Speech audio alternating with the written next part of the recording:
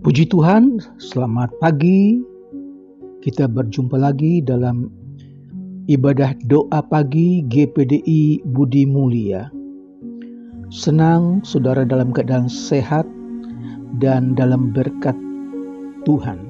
Mari kita berdoa. Bapa yang kami panggil dalam nama Tuhan Yesus Kristus, kami mengucap syukur buat pagi hari yang Tuhan berkati. Dan sebelum kami memulai aktivitas kami di hari ini, kami rindu untuk membaca firman Tuhan, mendengar firman Tuhan. Kami rindu bersekutu, berdoa bersama-sama dan diberkati oleh Tuhan. Terima kasih, hamba-Mu berdoa untuk seberapa banyak mereka yang mengikuti doa pagi. Tuhan berkati. Kiranya acara doa pagi ini menambah semangat kami untuk tetap setia mengiring Tuhan Yesus. Kami serahkan ini dalam pimpinan Roh Kudus. Di dalam nama Tuhan Yesus Kristus kami berdoa. Haleluya. Amin. Puji Tuhan, saudara-saudara, saya bacakan ayat dalam Roma 3 ayat 23. Karena semua orang telah berbuat dosa dan telah kehilangan kemuliaan Allah. Karena semua orang telah berbuat dosa dan telah kehilangan kemuliaan Allah. Saudara, dalam Kejadian pasal 1 ayat 26, firman Allah katakan, baiklah kita menjadikan manusia menurut gambar dan rupa kita. Jadi manusia yang pertama diciptakan Allah menurut gambar dan rupa Allah. Mereka adalah manusia yang memiliki sifat Allah. Mereka memiliki gambar dan rupa yang mencerminkan kasih, kemuliaan, dan kekudusan Allah. Saudara, tetapi sayang sekali bahwa ketika manusia pertama, Adam dan Hawa, tidak taat kepada perintah Tuhan, maka sifat-sifat Allah itu tidak ada lagi pada manusia. Mereka telanjang, bahkan hubungan mereka dengan Allah menjadi terputus. Mereka mati secara rohani. Dan untuk mengembalikan hubungan yang terputus antara manusia dengan Allah, untuk memulihkan hubungan antara Allah dengan manusia, maka Allah memberikan anaknya Yesus datang ke dalam dunia untuk memulihkan hubungan yang sudah rusak karena dosa. Dan kita rayakan itu pada bulan ini, bulan Natal, ketika Yesus lahir di kandang Bethlehem.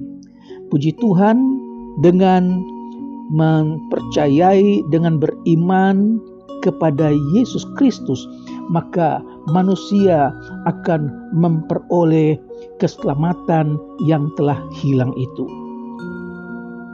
Hanya dengan iman kepada Yesus Kristus sebagai Tuhan dan Juru Selamat merupakan satu-satunya syarat yang diminta Allah untuk memperoleh keselamatan.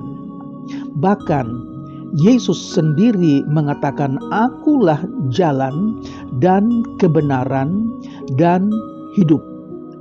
Tidak ada seorang pun yang datang kepada Bapa kalau tidak melalui aku.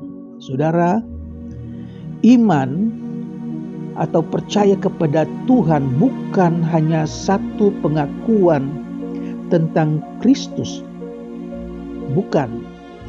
Tetapi juga suatu tindakan yang terbit dari hati orang percaya yang ingin mengikut Kristus sebagai Tuhan dan Juru Selamat. Jadi bukan hanya pengakuan, tetapi satu tindakan yang terbit dari hati orang yang percaya untuk mengikut Yesus sebagai Tuhan dan juru selamat. Itu sebabnya dalam Matius pasal 4 ayat yang ke-19, ketika Yesus memanggil murid-muridnya yang pertama, Yesus berkata kepada mereka, "Mari, ikutlah aku, dan kamu akan kujadikan penjala manusia." Lalu mereka pun segera meninggalkan jalannya dan mengikut dia. Mereka itu adalah Simon Petrus dan Andreas, saudara. Jadi pengakuan belum cukup, tetapi tindakan harus diambil untuk mengikut Yesus.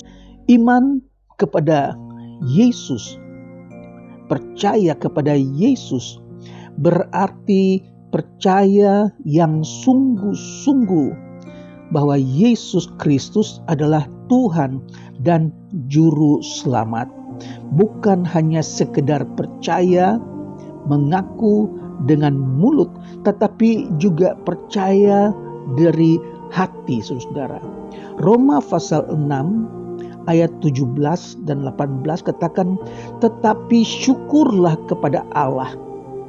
Dahulu memang kamu hamba dosa, tetapi sekarang kamu dengan segenap hati telah mentaati pengajaran yang telah diteruskan kepadamu. Kamu telah dimerdekakan dari dosa dan menjadi hamba kebenaran." Haleluya.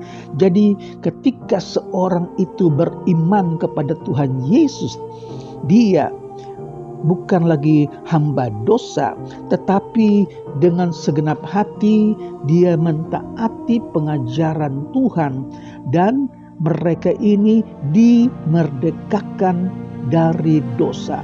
Mereka ini menjadi hamba kebenaran. Puji Tuhan, saudara. Beriman kepada Tuhan Yesus berarti melakukan perbuatan pertobatan, yaitu berbalik dari dosa dengan penyesalan yang sungguh-sungguh dan berbalik kepada Allah melalui Kristus. Jadi iman yang menyelamatkan selalu merupakan iman yang membawa kepada pertobatan, saudara. Dalam Kisah pasal 2 ayat 37, ketika orang-orang banyak yang baru bertobat ketika mereka mendengar khotbah Petrus di hari Pentakosta, dikatakan ketika mendengar hal itu, hati mereka sangat terharu. Lalu mereka bertanya kepada Petrus dan rasul-rasul yang lain, "Apakah yang harus kami perbuat, saudara-saudara?" Maka Petrus pun menjawab kepada mereka, "Bertobatlah dan hendaklah kamu masing-masing memberi dirimu dibaptis dalam nama Yesus Kristus untuk pengampunan dosamu, maka kamu akan menerima karunia Roh Kudus." Haleluya. Ada tindakan lanjut ketika seseorang percaya kepada Yesus. Ada tindakan lanjut ketika seorang itu menerima Yesus sebagai juru selamat, dan sebagai tanda ketaatannya, yaitu dia dibaptis dalam nama Yesus Kristus. Untuk apa? Sebagai tanda pengampunan dosa. Dan setelah mereka dibaptis, mereka percaya yang sungguh. Dikatakan bahwa mereka akan menerima karunia Roh Kudus. Haleluya. Jadi ketika mereka percaya, Roh Kudus tinggal di dalam hati mereka. Roh Kudus tinggal di dalam hati orang-orang percaya. Puji Tuhan, saudara. Jadi iman termasuk ketaatan kepada Yesus Kristus dan firman-Nya sebagai suatu cara hidup yang diilhamkan oleh iman kita, oleh rasa syukur kita kepada Allah, dan oleh karya Roh Kudus yang membaharui kita. Seorang yang percaya kepada Yesus, seorang yang beriman kepada Yesus, Roh Kudus berkarya membaharui hati mereka. Mereka menjadi taat kepada Yesus Kristus dan firman-Nya sebagai cara hidup yang diilhamkan oleh iman mereka. Jadi seorang yang percaya Yesus, seorang yang sudah menerima Yesus sebagai juru selamat, dia bukanlah seorang yang pasif, yang hanya mau mendengar, tetapi Roh Kudus berkarya di dalam hatinya, saudara-saudara. Dalam Ibrani pasal 5 ayat 8 dan 9 katakan, dan sekalipun Yesus adalah anak, ia telah belajar taat dari apa yang telah dideritanya. Dan sesudah ia mencapai kesempurnaannya, ia menjadi pokok keselamatan yang abadi bagi semua orang yang taat kepadanya. Satu contoh yaitu dari Yesus. Yesus sebagai anak, dia taat dan taat sampai mati. Puji Tuhan, saudara. Jadi iman kepada Yesus Kristus, percaya kepada Yesus Kristus itu meliputi pengabdian pribadi yang sepenuh hati dan ikatan kepada Yesus Kristus yang terungkap dalam kepercayaan, dalam kasih, dalam rasa syukur dan setia. Jadi iman berarti pengorbanan yang menyerahkan diri kepada Kristus. Puji Tuhan. Seorang yang beriman kepada Yesus, seorang yang percaya kepada Yesus berarti pengorbanan. Dia siap berkorban, menyerahkan diri kepada Kristus Yesus.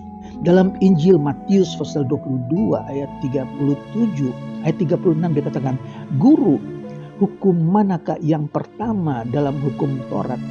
Jawab Yesus kepadanya, "Kasihilah Tuhan Allahmu dengan segenap hatimu dan dengan segenap jiwamu dan dengan segenap akal budimu." Haleluya. Ini adalah hukum yang utama.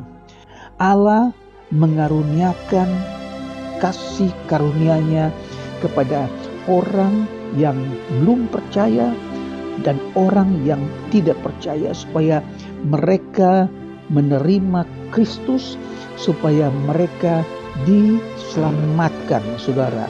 Dan ini adalah bukti kasih Allah kepada manusia.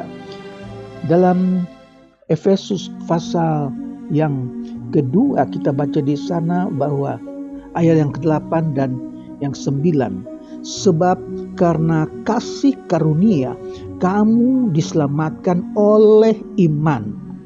Itu bukan hasil usahamu, tetapi pemberian Allah. Itu bukan hasil pekerjaanmu. Jangan ada orang yang memegahkan diri. Haleluya.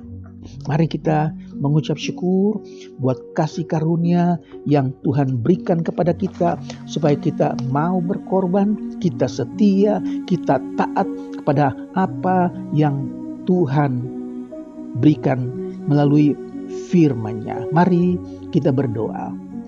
Bapa di sorga, terima kasih buat firman Tuhan. Kiranya apa yang sudah kami dengar tentang iman kepada Kristus Yesus, bagaimana orang yang percaya kepada Yesus, Roh Kudus tinggal di dalam mereka. Mereka taat, mereka setia, dan mereka mau berkorban untuk Kristus. Memberkati seberapa banyak yang mengikuti doa pagi hari ini, kiranya iman kami semakin bertumbuh, semakin mengasihi Tuhan yang telah memberikan nyawanya bagi kita sekalian. Tuhan, kami berdoa mereka yang sedang sakit, kiranya kuasa Tuhan yang tidak pernah berubah datang, lawat sembuhkan mereka, baik yang dirawat di rumah sakit, mereka yang istirahat di rumah. Tuhan datang dengan kuasa penyembuhan di dalam nama Yesus. Terima kasih Tuhan Yesus buat kemurahan Tuhan. Hamba-Mu berdoa buat mereka yang masih belum bekerja, yang sedang mencari pekerjaan, mereka yang mengalami PHK. Tuhan berikan kemurahan, buka jalan, berikan mereka pekerjaan, supaya mereka dapat melihat tangan Tuhan yang perkasa, tangan Tuhan yang luar biasa, tetap menyertai mereka yang percaya. Hamba-Mu berdoa buat mereka yang sedang berusaha, mereka yang berdagang, besar atau kecil, Tuhan berkati, biar usaha mereka, dagang mereka sukses, nama Tuhan dipuji dan dibesarkan. Terima kasih Tuhan, kami berdoa buat keluarga-keluarga, rumah tangga, anak-anak sekolah, mahasiswa. Tuhan berkati, berikan sukses ya Tuhan, berikan kepintaran supaya mereka dapat menjadi orang-orang yang berhasil di dalam Tuhan Yesus. Terpujilah nama-Mu Tuhan. Terima kasih buat pagi ini. Kami mengucap syukur dan kami percaya sepanjang hari ini Tuhan menyertai, Tuhan berkati. Kami serahkan hari ini ke dalam tangan Tuhan. Di dalam nama Tuhan Yesus Kristus. Haleluya. Amin.